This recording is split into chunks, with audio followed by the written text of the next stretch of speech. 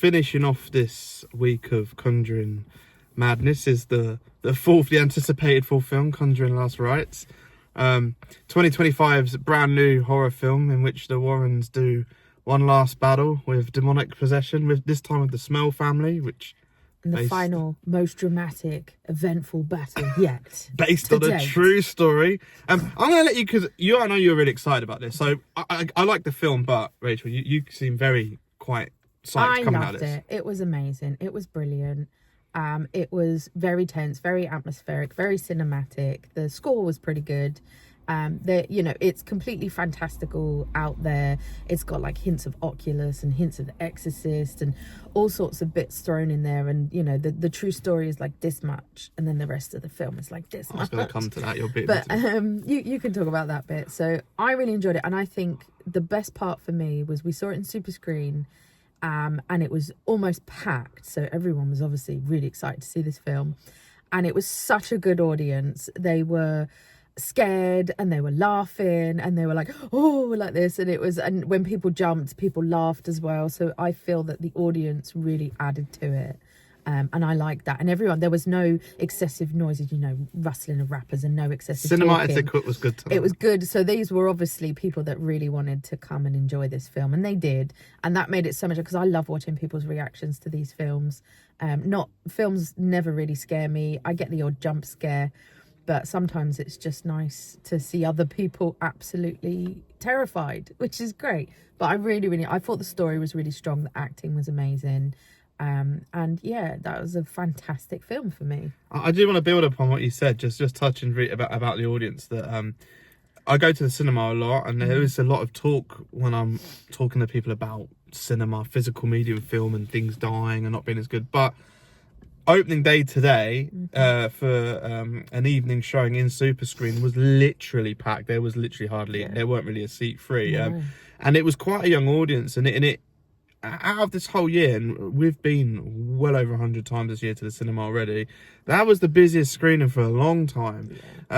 So it was very refreshing to see such an audience turn out for this. That was actually good, and genuinely people seemed to really like it. There was no walkouts. People were gasping and reacting to the jump scares. There was a couple next to me, the woman literally screamed at one point. They were really scared, and there was muttering under breaths of being scared, and they were really into it, and it was very, very good to see that. It did actually add to the atmosphere. For the film itself, I will say I think it's better than The Devil Made Me Do It. I think it's better than the third. Nothing beats the first one though. The first one's great. It ties in as well. So like again, it uses the same formula, which I liked. So and it has a nice round off to the end of the franchise, which I might get to soon. I might kick off some spoilers later, I'll say, but I was getting a bit worried, thinking, it's not going to follow the formula, because it's got a very big opening and the credit doesn't come in for quite a while. It was going out, like some films was pushing it how far in the film it goes until you get a credit. I was thinking, are they really not going to do the little like pause and put a little like scroll up credit? But it does come there. But what you mentioned as well, it's not actually a gripe, and I did bring this up in yesterday about the Devil Made Me Do It, is the Smell family. So we're presented with a supposedly true story of another haunting. But the problem with this film, for me, the problem with that bit is the Smell family really are just like, it's like a screenplay's been wrote and they've put a sentence in going, the Smell family based on true story. It's so unbelievably veering away from actual events. Not that the others don't. Of the film. Yeah, not that the others don't, but this one feels like it really takes liberties of this whole true story thing.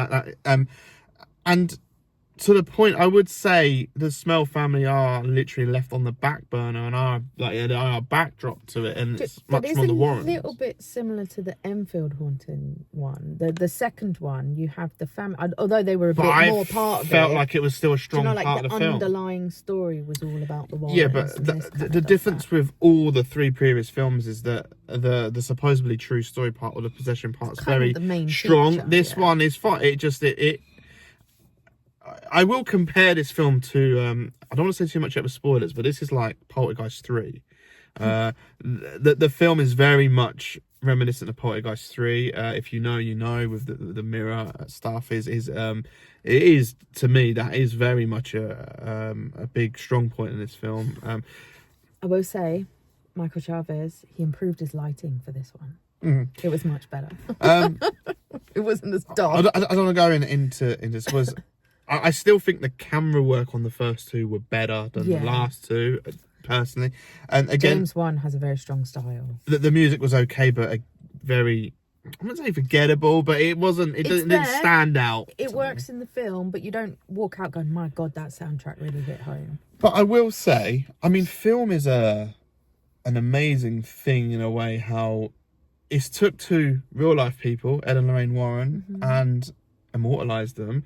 I mean, it's took liberties on what they really were, and you know, other films have done this in a degree, where they've took real life people and made them into to something they're not. But it is amazing that what I'm trying to get at, it's hard to put, is they've took these two people. So if anything, people will dig, or they'll be remembered, or they'll look up the real Ed and Lorraine and see what they were about. I think that is quite a legacy to have and be told. That is pretty mad and good. I did hear some criticism about this, but I actually quite liked it, that the film does really build on the Warrens' strong relationship and family, and I actually thought that quite worked. It really made me get behind and like the characters. This is obviously more for the film, because there's a lot of suspended belief in that. Like, obviously the real life people obviously influence, but in the film version, it's obviously a lot's been added in.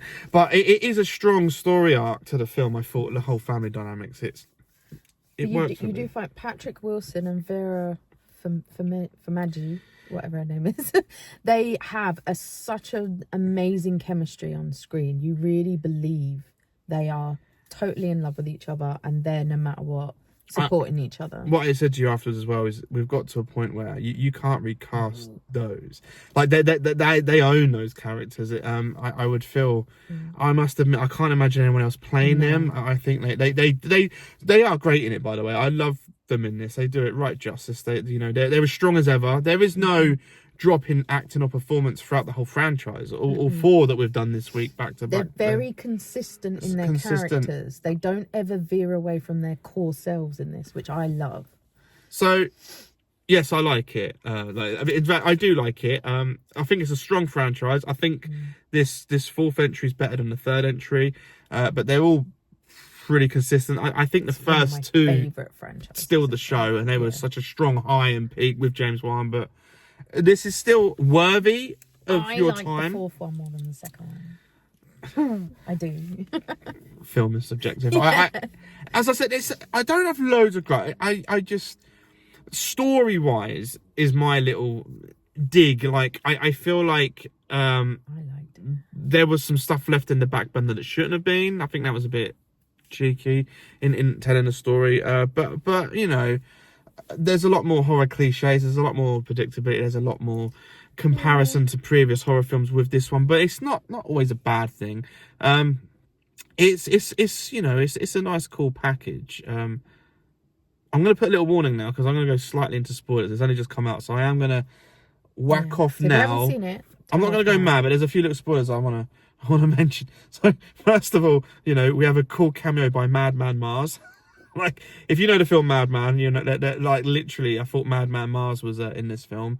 That's a horror film from the 80s called Madman, which you didn't really like. That man, he walking around with an axe. He literally looks like Madman Mars. Oh. This film literally features Madman Mars. So I thought it was more like Hatchet. If you know your movies, obviously, it's giving me Hatchet vibes. I mentioned Poltergeist 3. I feel like the story has been stolen with the whole mirror, crossing dimensions of the mirror and the crack in the mirror. You haven't seen Oculus, have you? But that gave me Oculus vibes. The mirror stuff is definitely not a true story in this film, really. Absolutely not. At the end, though, they say about the mirror and it being in the museum of the Warrens. It was a conjuring mirror, so used by occult people. But the story of the mirror in this, like, there's a lot to it. I won't go into it, but the mirror is a big feature, which is you know, that's exclusive screenplay material, and it's got like a Poltergeist 3 vibe, which was interesting because some of the previous entries have reminded me of other Poltergeist film entries as well. So like that, this franchise does run a little bit parallel with Poltergeist a bit in some of the stuff it's done. And it was a nice send off. I mean, with horror films these days, it's called Last Rites. This film is wrapped up. You never know with a horror film. Like, I hope they don't. You never know. Such a good ending to the franchise. 4 films is plenty. It'd be a shame to spoil it, but I did think it was a cheesy ending. Like it is cheesy with a wedding with all these cameos from past It's ending on a positive people. It's a bit cheesy. It is a bit like it's based in the 80s. So it wouldn't be 80s without some cheese. These people that they've met like for literally 2 days of their life have flown and come all over the place to his daughter's wedding. You know, it's called trauma bonding. It's very strong. The mum from a council house in Enfield has flown over with her daughters to say congratulations. I don't know. I find that a little bit suspended belief, but it's a fun cheese. It's not bad. It's just these films are pretty strong, and then it goes a little bit cheese fest for me there. But you know, it's a nice roundup and goodbye from the franchise. So it is good. But I just there was some, and there is an Annabelle segment which did go. To me, it borrowed what they did in Conjuring 2 with the Crooked Man. There's literally a similar effect and style. It almost took me out of the film. I didn't think it was bad, but it's not my favourite scene. It's one of those where I said the first two, well, particularly the first one particularly was done realistically in a way. Like you know, I could kind of it's a well-contained horror film. 2 I did say was fairly, but there were bits like we said Crooked Man pushed it. This was like that segment where it was pushing, like, you know, they're trying to sell this was a true story of a haunting, and then you have an Annabelle that's the size of the house coming through and a giant hallway mirror spinning around at 1,000 miles per hour. But you know, it's destroying the house.